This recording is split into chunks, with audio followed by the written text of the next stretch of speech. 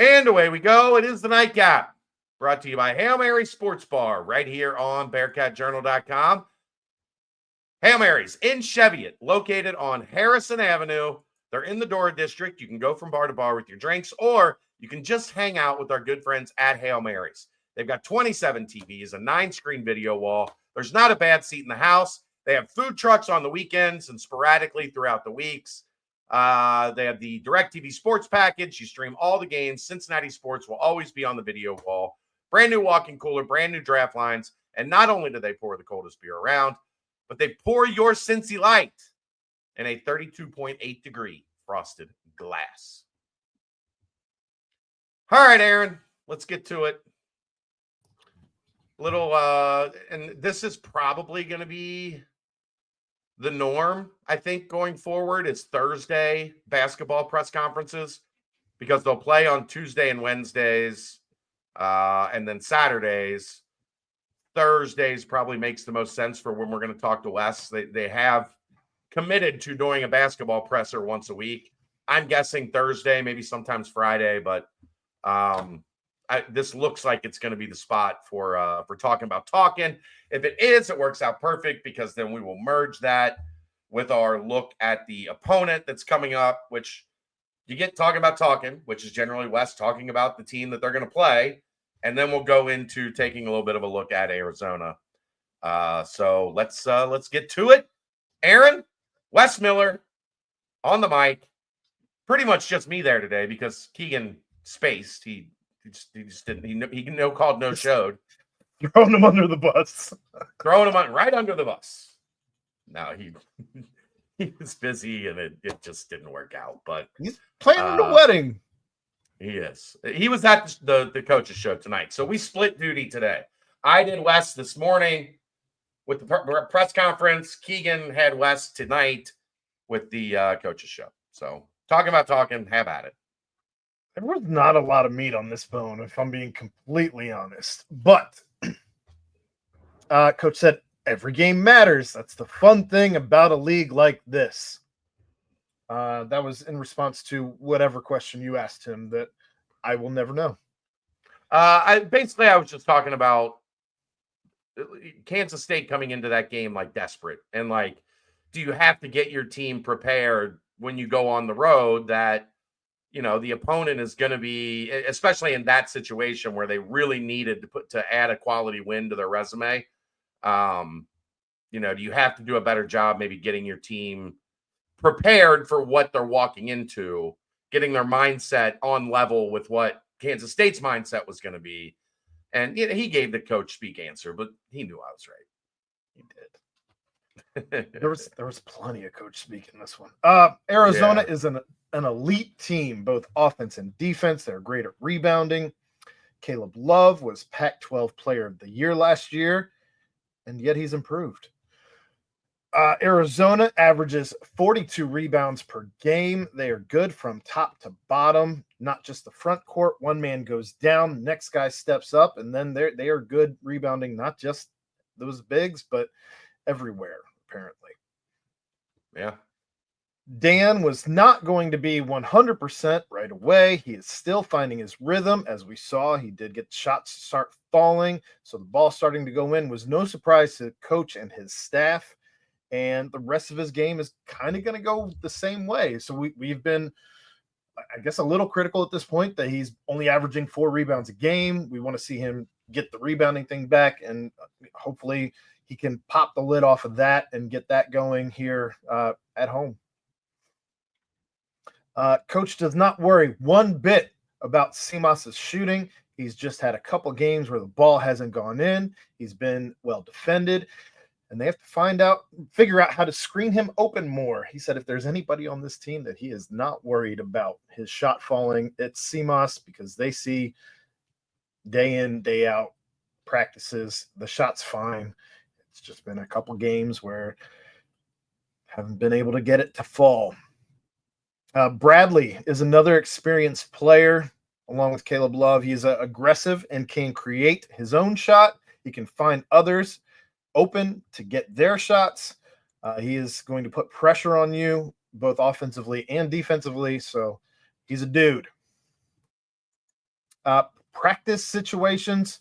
This was in response, I believe, to Scott, but they practice situations in practice all the time. The poor start that they had against Kansas State, it isn't a pattern because he would challenge you right back that they've had some damn good starts. He loves to find a way to just reemphasize things with damn. That's his go-to. I love it. That's the most aggressive cuss word that he uses. That's not true. We've heard some things. That locker room speech that got spilled out. He tells friends, he says it on recruiting trail, fifth third when it's right is as good as it gets. And it's this team's job to make sure that it's right every game. Well-practiced coach speech right there. Don't set goals. This team doesn't set goals based on points per game. They base it on efficiency per possession allowed. So they expect a team that runs the floor quite a bit more, like an Arizona. You're going to have more possessions, so you can't base what the team is doing based on their points per game. You got to base it on how well you're defending per possession, because when you're running a bit more, trying to do things in transition, you're going to have more opportunities one way or the other. Well, I mean, you can score 78 points in a high possession game, and you're under a point per possession. Sure. Where if it's a 60 possession game and you're at 1.3 points per possession, you're probably kicking the other team's ass. Quite honestly. A little different. I said every week in this league, you're going to get everyone's best shot. It's not just because it's Cincinnati or any other team for that matter. Everyone is going to give everyone their best shot. You have never arrived. You've never figured it out. You should always be working and or improving on something.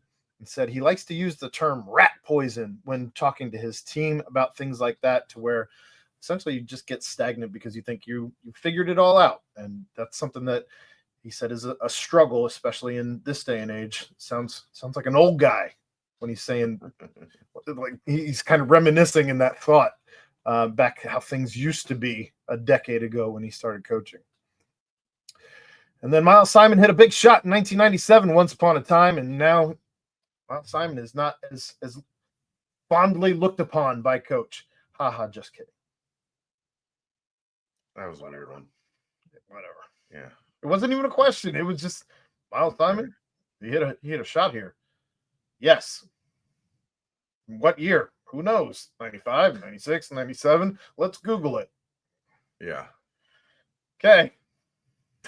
Okay. All of that to look forward to Arizona. Metrically, they are impressive. They are 15th in adjusted offense on KenPom. They are 35th on defense, 51st in tempo. They get up and down the floor. They are, so they're 34th in tempo on offense.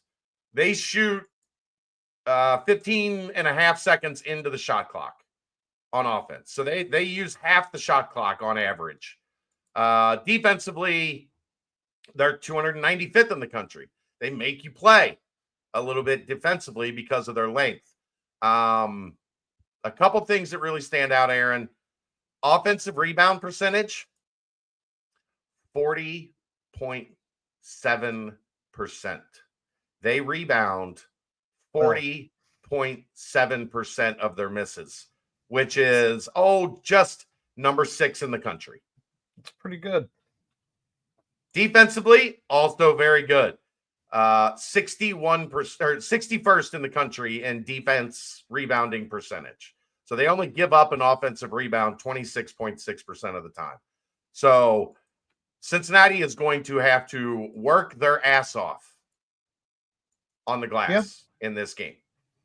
And, this is always fascinating because it is two teams that rely on rebounding pretty heavily. So the team that wins is kind of going to have a double advantage on the glass, because that means they're doing what they want and they're taking away what the other team wanted to do.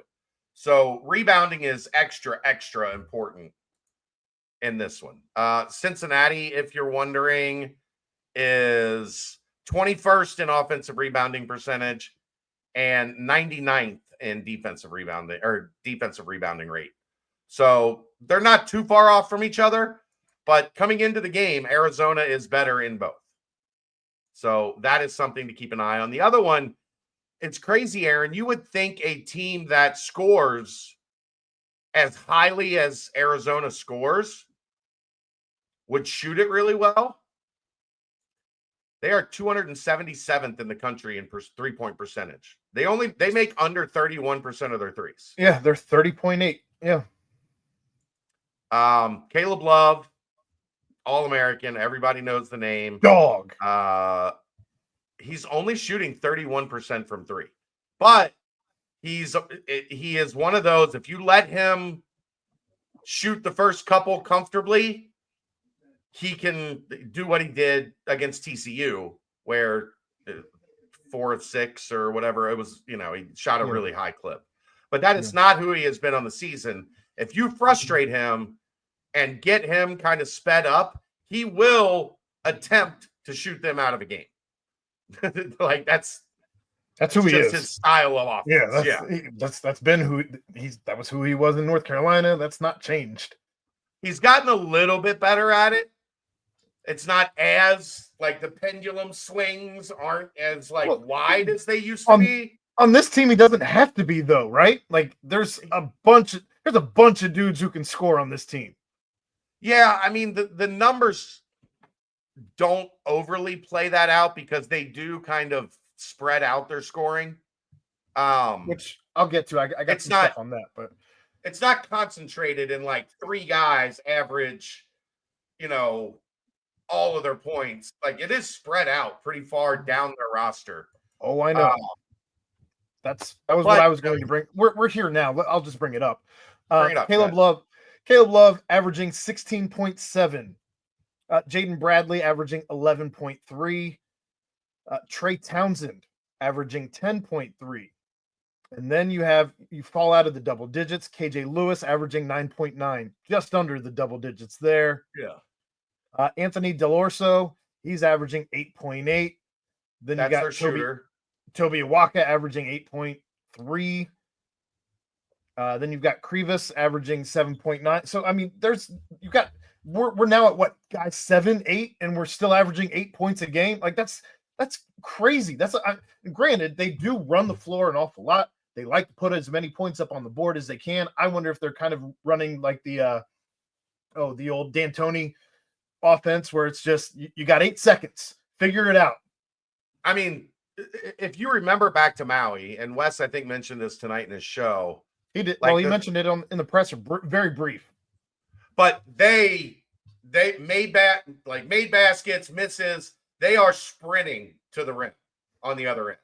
And that's impressive for a team that rebounds the way that they do. But they have a system, and they get out and run, and they get downhill, and they try to get a bucket within the first 10 seconds. And they do not. That's why Mick was able to frustrate them when UCLA beat them, is they got back and kept Arizona from getting those 12, 15 easy points that, we saw Kansas State didn't do it as much, but we did see Kansas State utilize that quite a bit, where Cincinnati would score, Kansas State would go over the top and get a bucket to answer right away. Arizona wants to do that, as often as humanly possible. So Cincinnati's going to have to get back. And generally where that hurts, Aaron, is on the offensive glass, because you might have to leak another guy back to make sure they're not getting out and beating you in transition while you've committed numbers to the offensive glass. How the hell does this team have 20 guys who've put up stats? They've had a couple bad blowouts. I mean, but 20 guys have put up stats for this team this season. 20. You got what, 5 walk-ons? I guess, yeah. I guess 1, 2, 3, 4, 5. Yeah, it would look like maybe even 6 walk-ons. That's crazy. Maybe even 7. I don't know. is Krivas is the one who went down, right? I think so. Yeah. Motihus Krivas. Yeah. Even without his stats, you've got what, 8? Let's see, 4, 5, 6, 7, 8. Yeah, 8 guys who average 15 plus minutes on this team. Yeah. They run deep. They run, and that's Yep. how you can run these crazy transitions, though, is because you don't stop running. You aren't. Again, I wonder if they're doing a little bit of that D'Antoni stuff where that's 8-second possession. It's not as specific as that, but the philosophy is not a whole lot different. It's get it and just push. Go as far as you can push. Make them stop you. Like, that's the thing. Make them cut you off every possession. So that's what Cincinnati's going to be challenged with, is trying to slow them down to where defensively you can make a stop. And even if you make a stop, you got to worry about that rebound, because they're not just waiting for it to find the bounce. And they do a pretty good job getting it back up and in. I mean, the one thing we've talked about is they are big. I mean, up and down the roster. You're averaging also 49% from the field. So, yeah. Dolorso's 6'6", Townsend 6'6", Carter Bryant 6'8", Vesser 7 foot, Krivas 7'2", who's out. Jaden Bradley 6'3". Yeah. So, I mean, Emmanuel Steven, I don't know how much he plays, is another 7-footer.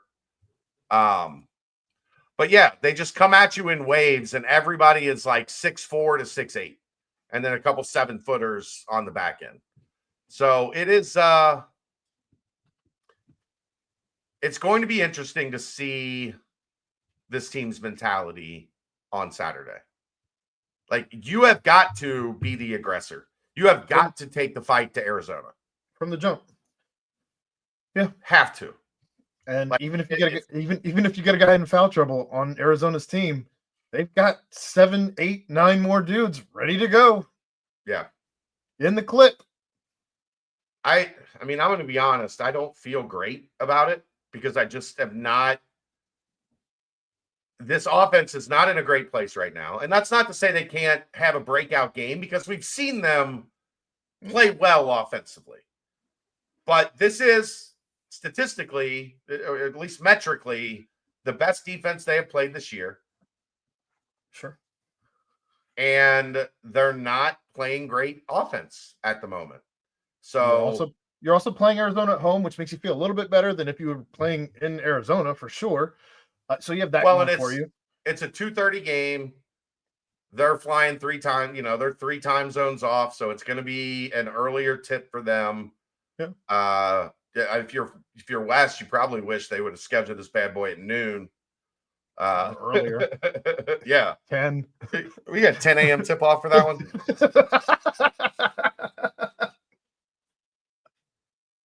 Hopefully it's not Doug's sermons, but I might walk out of it. I might just pack my laptop up and drive home if it's sermons. Just watch the game. Like I'll go to Mio's. I'll go to Mio's. That's what I'll do. Just go watch it at Mio's. Tell Kelsey I'll pick her up after the press conference. Just have your dad drive. Oh, before we get out of here, congrats to my guys. Notre Dame did it. Mickens, Denbrock. I've already been texting with Denbrock. That's how much I love that man. He's texting me on the bus on the way to the plane to go back to South Bend. Good. I love that man. Mike Brown, Chad Bowden, Al Washington, Bulla, Gino. Who'd you say? Mickens. Bulla, Mickens. Yeah, I said Mickens. The linebackers coach, isn't it Bulla? I looked up. There's 8 dudes that coached at some point or another. I looked it up because I was curious. Al Washington was here. He's at Notre Dame now. Yeah, but yeah, those are my guys. Had great relationships with all those guys. The crazy thing, Aaron, is it's almost the 2020 staff. Like Like it's the majority of the 2020 staff that almost beat Georgia in the Peach Bowl, and then they got to 4 years later run it back and beat them to go to the semifinals. And they're going to beat Penn State. They're going to beat Penn State. They're going to play for a national championship. I think so too. And it's going to be Mickens versus Ohio State, and it's going to be fascinating. Max Bulla, Bullough. He was a grad assistant. GA. Yeah, in 2019. Yeah. I knew there was another one. Marcus is going to play Ohio State for a national championship. I hope Ohio State doesn't make it. I hope they don't either, but he's going to play. He's going to get his alma mater in the title game. I hope he steps on their neck. I do too. I think you don't have. Shows all of them. You don't have to be SEC or Big Ten to win a championship. It's in Atlanta, right? If they're in Atlanta, I might go. Cheer on my guys. You've had this exact conversation. I think I know. Almost verbatim last night. I'm talking myself into it more. Playing the hits. Playing the hit. Well, they hadn't won yet last night. That was if they win, I might go. Now they've won. Now it's getting a little more real. But that's going to do it. We will see you next time. That is the Nightcap. We'll see you Saturday. Brought to you by Hail Marys. Live from the Cincy Light Studios on BearcatJournal.com. See ya!